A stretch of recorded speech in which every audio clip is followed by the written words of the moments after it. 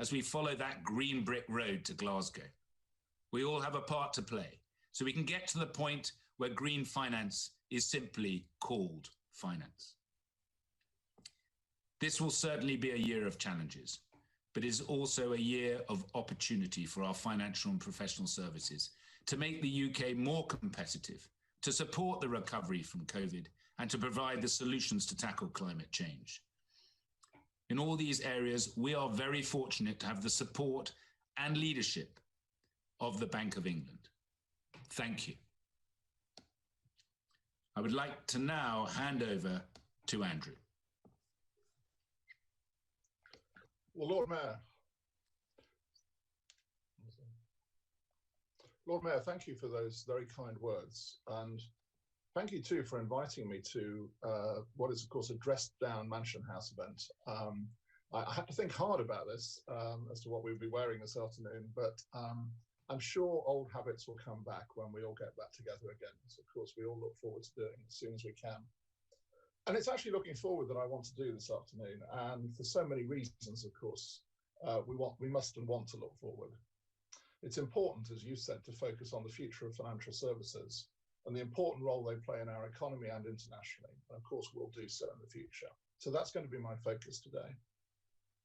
I'm going to look forward with the benefit, though, of history and context, and set out why open financial markets are in the interests of all, home and abroad, and something we should always strive for. So I want to go back a little bit and start with the Bretton Woods Agreement towards the end of the Second World War, which was a fundamental and decisive commitment to an open world economy. At the time, that commitment did not come free. The adjustment was hard for this country. And of course, the more formal Bretton Woods system broke down in the 1970s. But that breakdown, importantly, did not compromise the commitment shared broadly across nations to an open world economy. There have been times when that commitment has been sorely tested, but it has not been abandoned. What followed the breakdown was a shift of emphasis, not a free-for-all.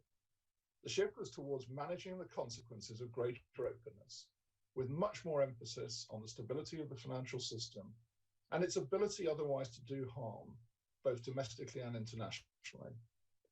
So what was needed was not just openness, but safe openness. And that emphasis was never more evident than during and after the global financial crisis. There was a moment at the height of the financial crisis where it might have been natural to consider forfeiting the commitment to an open financial system in the face of damaging international linkages, the propagation of the shock. But that did not happen, to our great relief. The G20 nations stood firm to the principles of Bretton Woods and committed to significantly reforming the international financial system and its regulation by raising global standards for regulating the system and reinforcing the institutional structure. The COVID crisis has been the first big test of those reforms, and it has been a big test. The scorecard to date is encouraging. It's by no means perfect, but the core of the financial system has stood up well, which I can tell you is, needless to say, a huge relief. In order to preserve this public good of an open world economy, and now also an open financial system, has required a commitment to institution building, both internationally and domestically.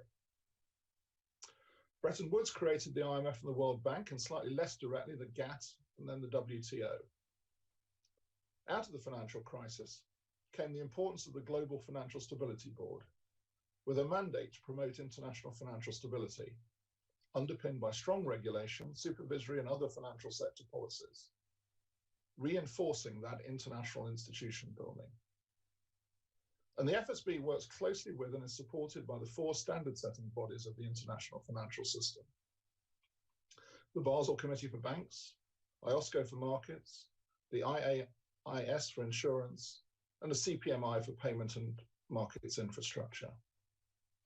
And just to underline the importance that we see in these bodies, it's with great pride that I can say that the Bank of England chairs 2 of those 4, John Cunliffe for the CPMI and Victoria Supporter for the IAIS. And of course, as you said, this year is a very important year for the UK, with our presidency of the G7, which the Chancellor and I are really getting started this week, with the first meeting of finance ministers and central bank governors, and the COP conference later this year at Glasgow. Now, those four bodies that I mentioned are where the critical standards for governing the financial system get really hammered out, where safe openness is put into practice.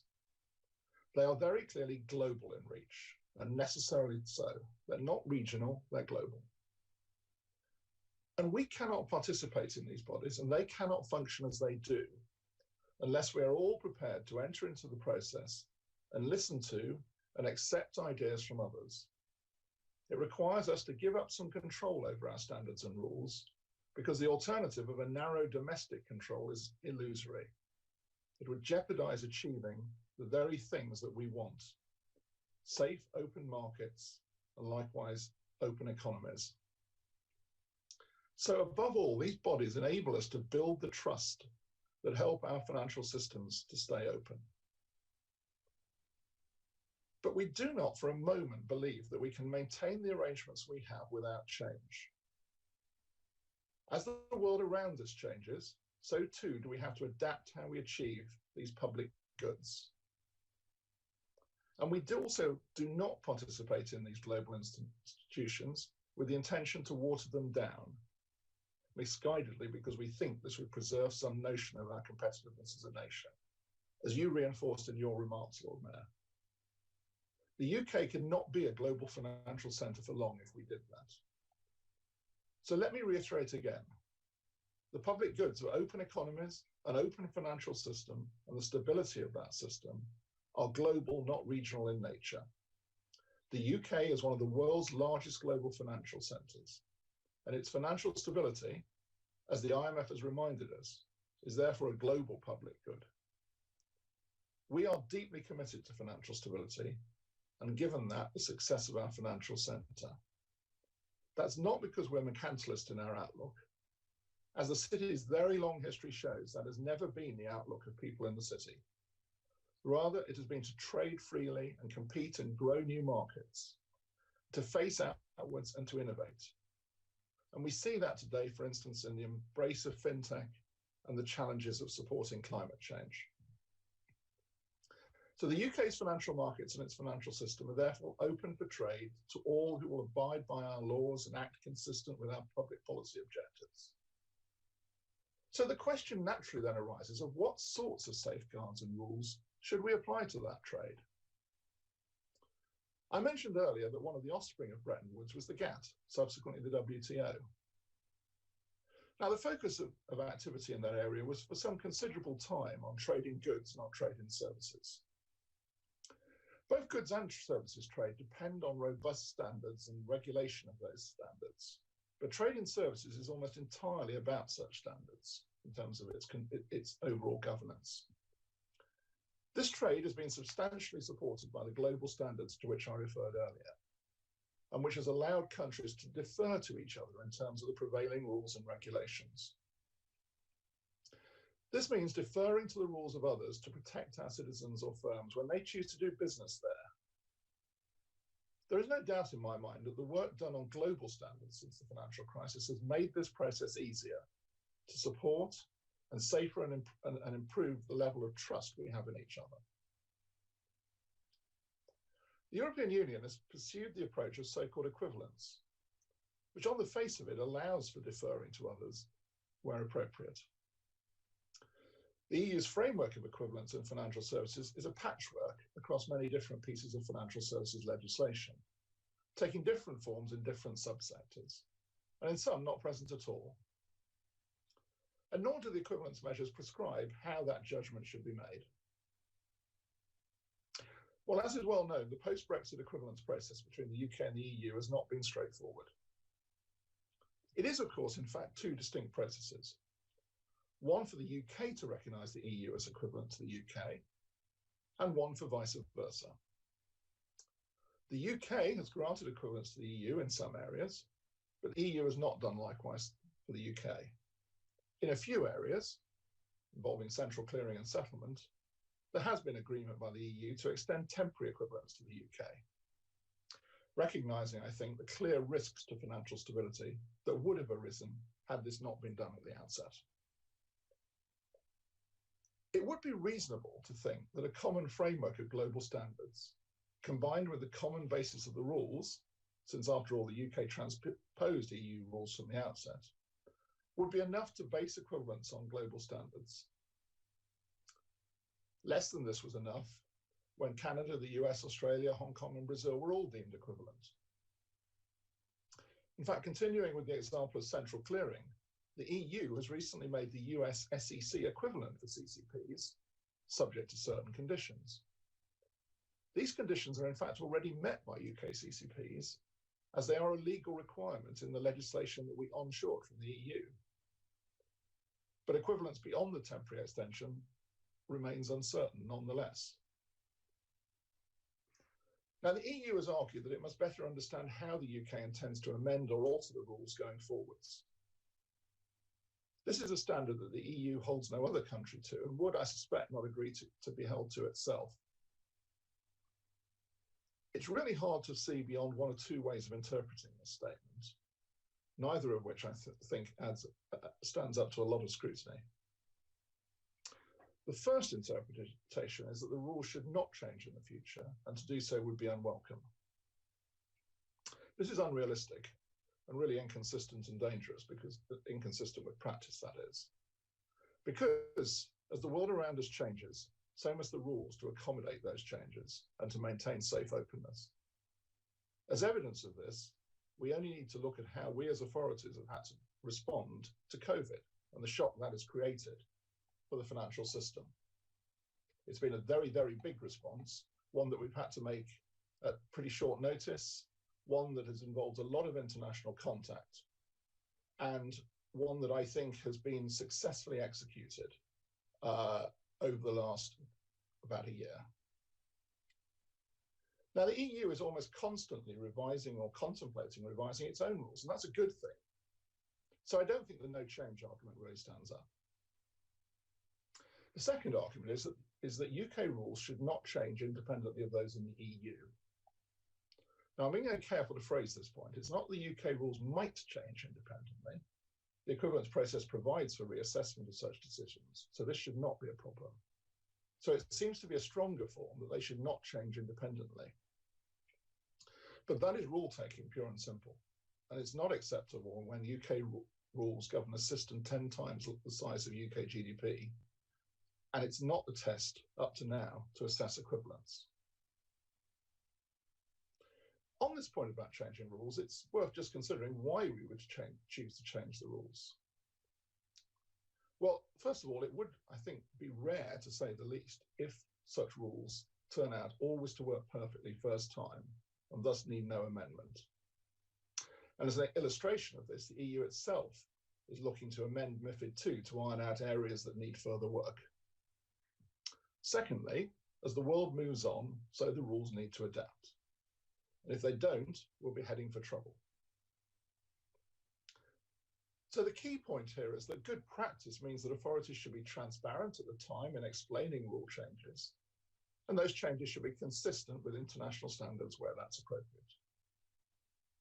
So let me give 3 examples of areas of rule changes that we in the UK are looking at. 2 involving banks, 1 life insurance. First, the Basel regime for banks has, from the outset in the 1980s, applied to so-called internationally active banks. The EU, over the years, has chosen to apply it to all banks and relevant deposit takers. That was a matter of choice. But the Basel regime is heavy duty and complicated when applied to small banks. I know, by the way, that many big banks will say the same, but I'm going to say, sorry, that's life. But we want to see if we can apply a strong but simple framework of rules for small banks that are not internationally active, as my colleague Sam Woods has said in the Mansion House. I think this is a sensible step, in my view, and not out of line with the principles and practice of equivalence. Indeed, there are other countries, such as the US and Switzerland, that have regimes for small banks those have been determined to be equivalent to the UK in many areas. Second, the EU changed its rules in December to allow software assets to count as bank capital. The Basel rules do not include intangible assets in bank capital, which would include software assets. We have not identified any evidence to support the notion that software assets have the value for banks to support their solvency in a stress. So on that basis, including them in bank capital would give a false picture of a bank's loss-absorbing capacity. So we're therefore intending to consult on plans to amend the onshore EU rule in order to maintain the previous requirements of excluding software assets from bank capital. This is in line with global standards and will enhance the safety and soundness of UK firms. The insurance case rests on a different argument. Solvency II is an all-embracing rulebook covering both general, non-life, and life insurance. In practice, it probably works better for the non-life world because the risks and activities are more common across different national markets. Non-life insurance is a broad and diverse sector, but each GI product occurs in different national markets in a more similar form. But I've never been convinced that the EU had a commonality of forms of life insurance across its national markets. There are in some cases at least quite distinct markets and products. Certainly that is the case in the UK, where the annuity business is a quite specific activity. Some specific elements of Solvency II have not proved to work for the market as well as hoped, so it's right that we should review it. There may, I should say, also be reasons to change the changes that span both the life and non-life world, but that's not the point I want to emphasize here. So let me be clear. None of these proposed changes mean that the UK should or will create a low regulation, high risk, anything goes financial centre and system. We have an overwhelming body of evidence that such an approach is not in our own interests, let alone anybody else's. That said, I believe we have a very bright future competing in global financial markets underpinned by strong and effective global common regulatory standards. So I just want to finish with one further important area, that is how the rules are applied, supervision as we call it, and how we can be sure that this application of rules is effective across borders, and particularly between the UK and the EU. It is, of course, critical that rules are applied effectively and that there is cooperation between the authorities in different countries. With this in mind, we already have 36 MOUs agreed between the Bank of England, PRA, and supervisors across Europe. They ensure supervisory cooperation will be deeply ingrained in the relationship through those memoranda of understanding. And let me welcome the content of the Joint Declaration on Financial Services that was contained in the UK-EU trade agreement. It provides for structural regulatory cooperation on financial services with the aim of establishing a durable and stable relationship between autonomous jurisdictions based on a shared commitment to preserve financial stability, market integrity, and the protection of investors and consumers. That cooperation itself will be supported by an MOU to be agreed by March, and this will enable discussions on how to move forward on equivalence determinations without prejudice to the unilateral and autonomous decision-making process of each side. So let me conclude. There's no doubt in my mind that an open world economy supported by an open financial system that respects the public interest objective of financial stability will bring the greatest benefits all round. It needs to be supported by effective institutions and strong international standards. But this must be a global, not a regional regime to be effective. And that is why we spend so much time and effort on the work of the global standard setting and oversight bodies. What follows from that is much more a matter of implementation and how we each put these standards into practice consistently. We have an opportunity to move forward and rebuild our economies post-COVID, supported by our financial systems. Now is not the time, in my view, to have a regional argument. Thank you.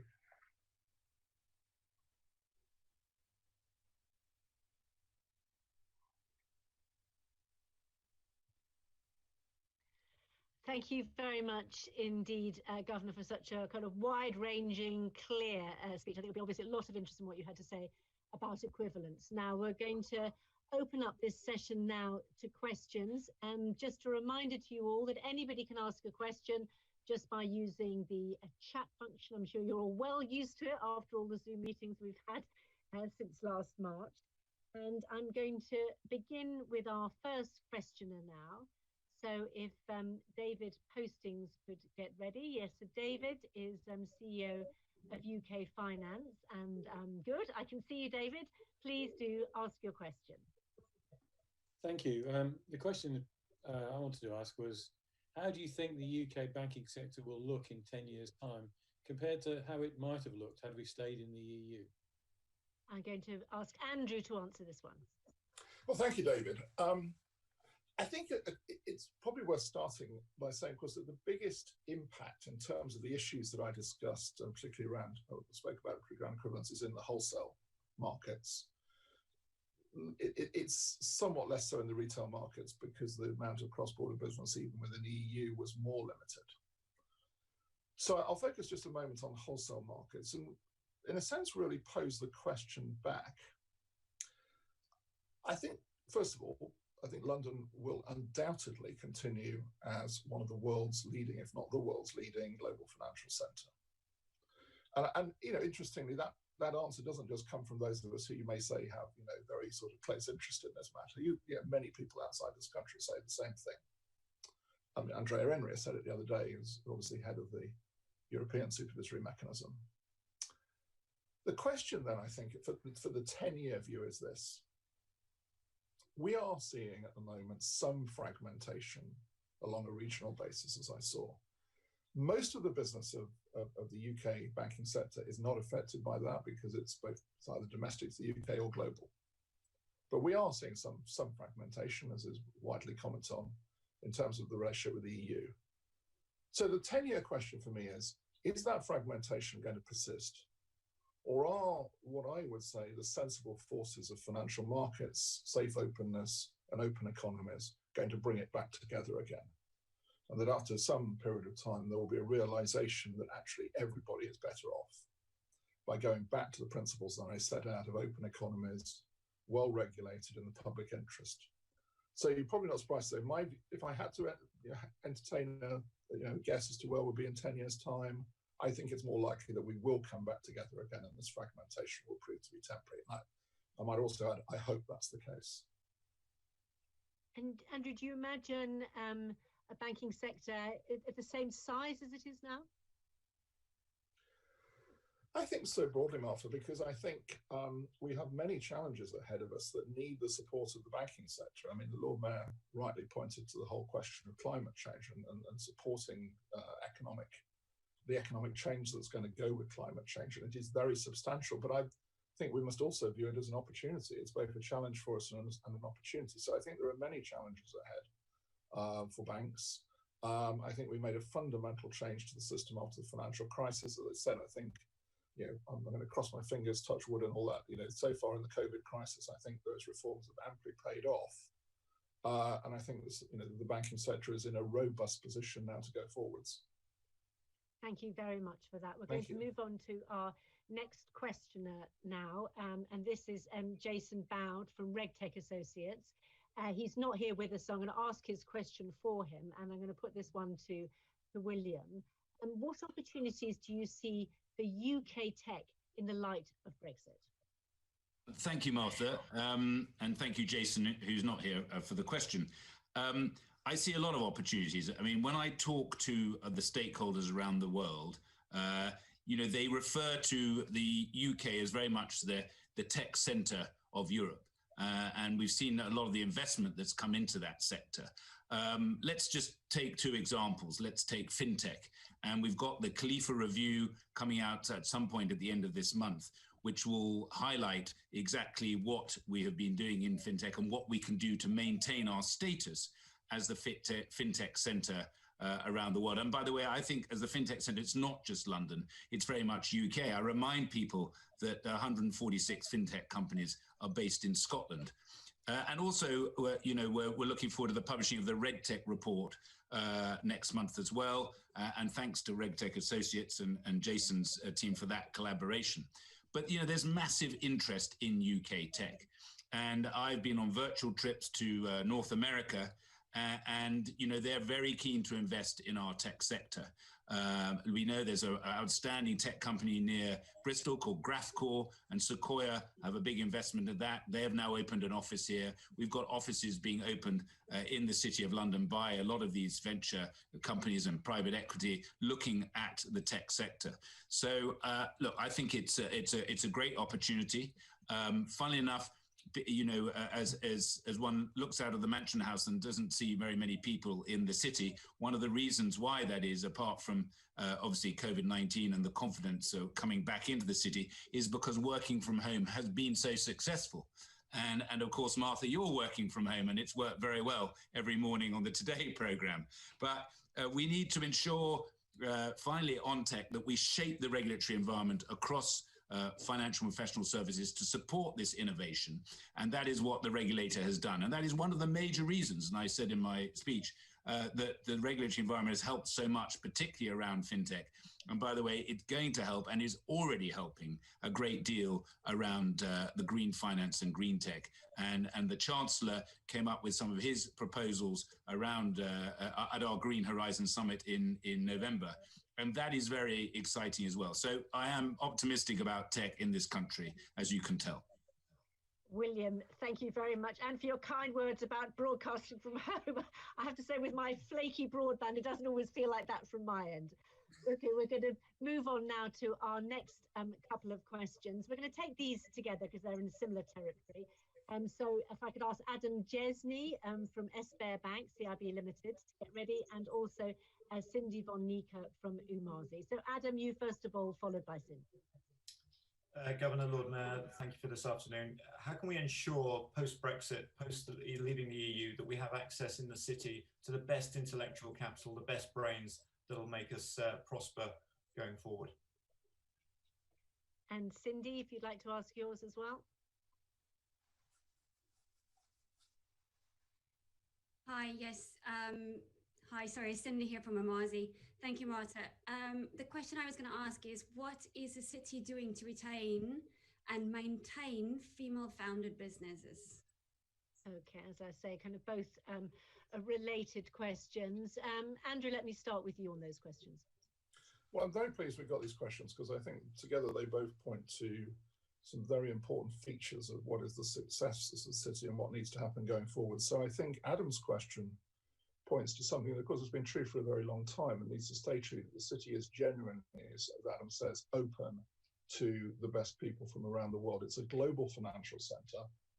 And to be a global financial center, it has to attract a labor force from around the world that have the best brains. And of course, as Lord Mayor was saying, that's true more than ever now with the fintech revolution. I mean, the demands that places on skills, talents, and attracting those people from around the world. I think it's important, by the way, that we have an educational system that likewise supports those talents coming into this country, because an awful lot of the talent in the city, wherever it comes from in the world, has passed through the university system in this country, which does, I think, a terrific job in developing talent and supporting talent. I think Cindy poses an absolutely crucial question. Let me say, I've always worked on two principles, and I apply this to the Bank of England as well. One, we have to, as an industry and as institutions, bear a good resemblance to the society that we live in and the society that we serve. If we don't, we get out of touch. And obviously, female-founded businesses are very important in that respect. The second one is that I don't want to work in an institution and be in an industry that's entirely stocked with people like me. That's not the right way to do it. And we need that important diversity. Now, Cindy is right to say, what can we then do to retain and maintain female-founded businesses, and indeed all new businesses? There are a lot of support networks in the city. I'm actually part of one of them, which the Bank of England has led, going right back to Eddie George's time, called Heart of the City, which is involved in supporting small businesses, and is particularly interested in female-founded businesses. So I think it is incumbent on the Lord Mayor, of course, and his predecessors, and no doubt his successors, are leaders in this field in terms of getting the city not just to do its daily business, but to support all the businesses around us and support development of new businesses. So it really is critically important. Well, let me bring in William on these questions now. Absolutely. Thank you, Martha. So, when I talk to smaller companies, SMEs and big companies, but particularly some of the fintech companies, and there's a particular one who told me the other day that they had doubled down on London. And basically the reason for that, quite simply, was the talent was in London. The number one thing that all businesses say to me is if London has the global talent, businesses won't leave to go and set up in other jurisdictions because the talent is here. And I think that is one of the most important things that I could stress. Look, I think government is going to be looking at immigration and skilled immigration, visas, which the City of London Corporation has written things on, reports on with EY. And I think that is something which is very important. But the other thing is just yesterday, I launched the Culture and Commerce Task Force review, and out of the report, it set out recommendations of how we can work with commerce and continue to make London hugely attractive to live in and work in. And for me, one of the biggest differentiations of our great city is our culture and the arts. And now is, especially with COVID-19, it is even more important that we come together with commerce to attract that talent coming into London. And, we're going to have to adapt. We're talking about the hybrid working is going to happen, what we're going to do. I think the City of London Corporation is going to have to adapt. We're doing a London Recharged. There is the London Recharged report, and then we've got a recovery task force. So we're looking at everything to try and make the City of London a wonderful place to work in, but as I say, to attract that talent. As far as what are we doing to retain and maintain female-founded businesses, we are signatories to the Women in Finance Charter and also sponsored its annual progress review every year. But also I was on the board of Innovate Finance. Charlotte Crosswell, who's the CEO does a huge amount of work for the fintech companies and women who have founded very successful fintech companies, and how we can help them and retain them in their businesses and encourage others. And the final thing I'd say is, as many of you know, as the Lord Mayor, you have the Lord Mayor's Appeal, and we do various programs. And one of the programs we have is through the Power of Inclusion initiative, and it's something called She Can Be, where we bring in women from a lot of them outside London, age 16 and 17-year-olds, to get a day working in businesses in the city to understand what it's about, and to be honest, women who would never thought of working in the city, but we're encouraging them and come away saying, wow, I had no idea how exciting this could be. And we know how businesses are adapting for that. But Andrew's absolutely right.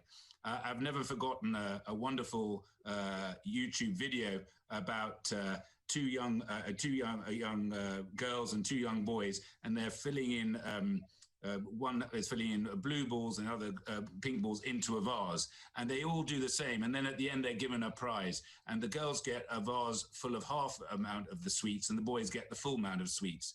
And the commentator says, do you know why you got more to the boys than the girls? And they say, oh, well, that's, I have no idea. And they say, well, it's because they're girls and you're boys. And they said, no, this is not true. We're equal. We're the same. We're fair. And they took their sweets and gave them to the girls and filled their jar up.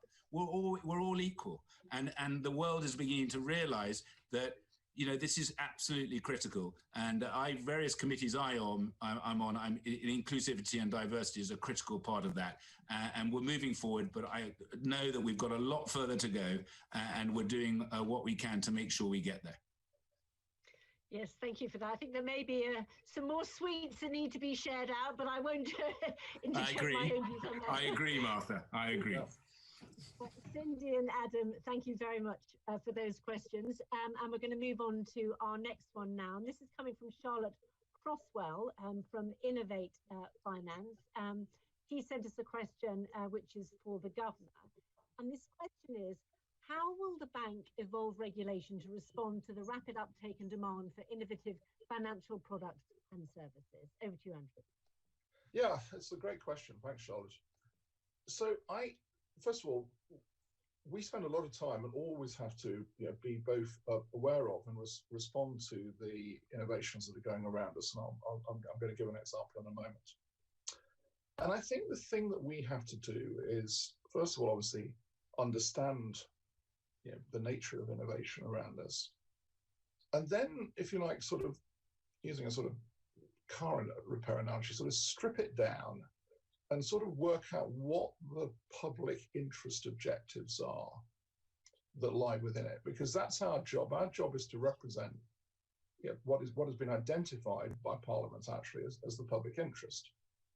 And I'll give you the example of payments and crypto assets at the moment. I participated in a lot of discussions about the technology, and it's very interesting and very important, and something that we need to understand.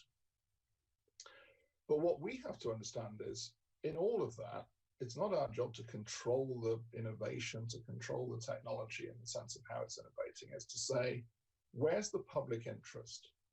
And how do we, in a sense, give those who are innovating a clear understanding of what the public interest is, how we will put it into practice, and therefore how they can then go and innovate. Because the wrong way is to get it the other way around, to then try and sort of, in a sense, impose the public interest onto things that are well advanced. So to give you an example of payments and crypto assets, because I've been quite firm about crypto assets and payments and how they don't really work.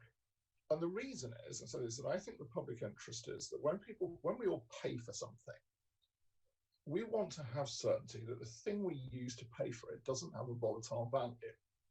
When we pay for something, we know what we're paying for, we know what we've paid, and we know it's going to maintain its value while we pay for it. And crypto assets, I don't think, satisfy that. So that's the public interest. It doesn't mean there aren't uses for them elsewhere. But as a payments regulator, as the Bank of England is, our job is to say that that's an example of the public interest. I think the public wants confidence in the value of the thing it uses to pay with, and that's what we should achieve. There may be some others as well, by the way, but that's a central thing for us. So I hope that when we can say to innovators and people in this, look, please innovate, but these are the public interest objectives that we're representing. And do you think there is a public interest in greater regulation of cryptocurrencies? Yes, I think there is, and I think it's beginning to happen because I think something with such volatile value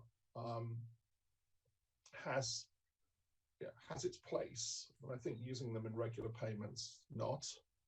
I also think, if you don't mind me saying so, I mean, obviously there's been a lot of interesting activity on stock markets recently with some shares being traded.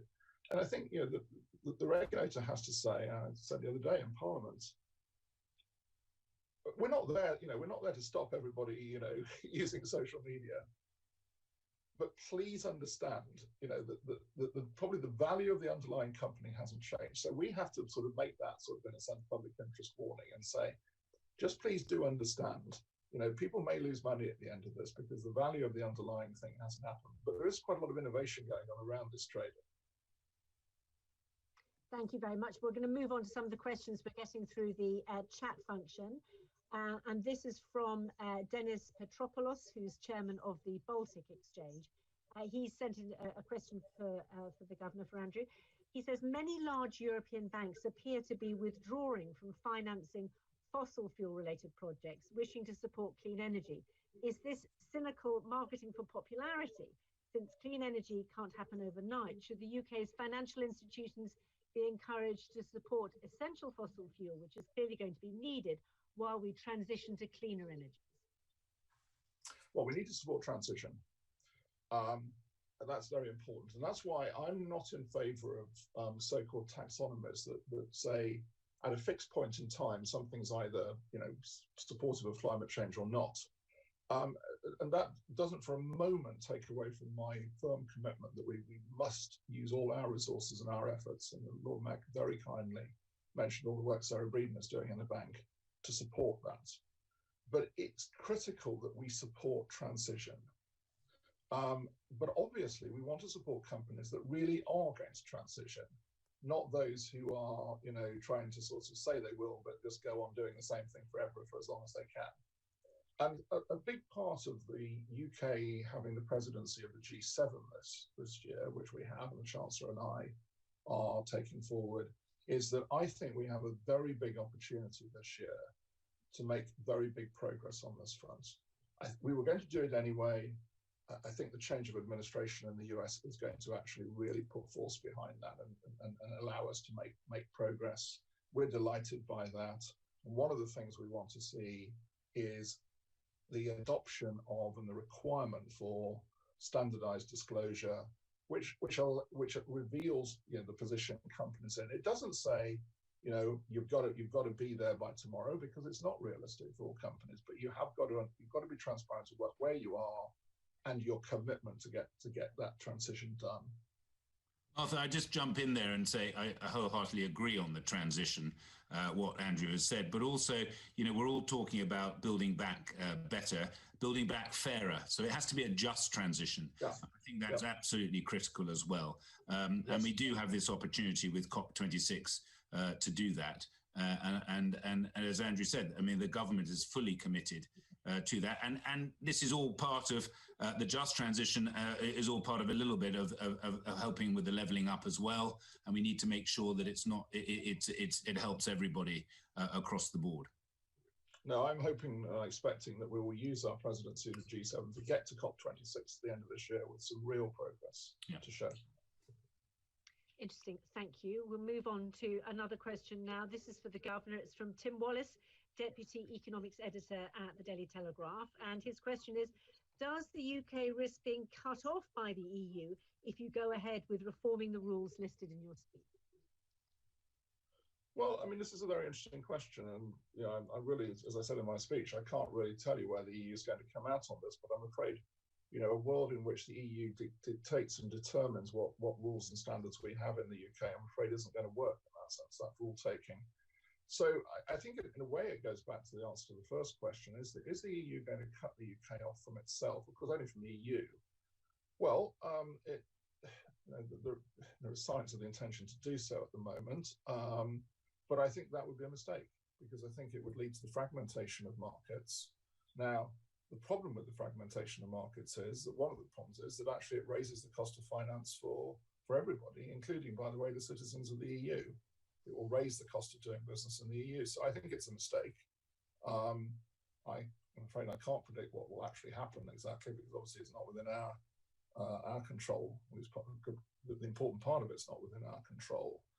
But as you probably, you know, sort of what I said, you know, I think we have to to state the argument for why it's important to have global standards, global markets, and safe openness. And if we all sign up to that, then there isn't a need to go in that direction. And you talked about, you know, only a few areas having temporary equivalents. Do you think that Yes. does make it difficult for stability going forward? Well, I mean, I think very sensibly, the areas that have got temporary equivalents were the ones that had that not been done, there would have been a real risk to financial stability. So clearing and settlement being the two points in case. What I can't tell you at the moment is what happens at the point when that temporary equivalence comes to an end. I can tell you, I think we have a sense of what the EU would like to do, but I can't tell you what will actually happen at the moment. What I will say is that I think the infrastructure capacity and markets of the UK will still be there, servicing the rest of the world in the UK. And I would hope, as I say before long, there is a realization that the fragmentation approach is not the right thing to do. The other thing I would add, Martha, to that is that, you know, we are global. And as I look at the green finance sector, for example, no offense to our friends in the EU, but Singapore is our greatest competitor. They're doing amazing things around green finance.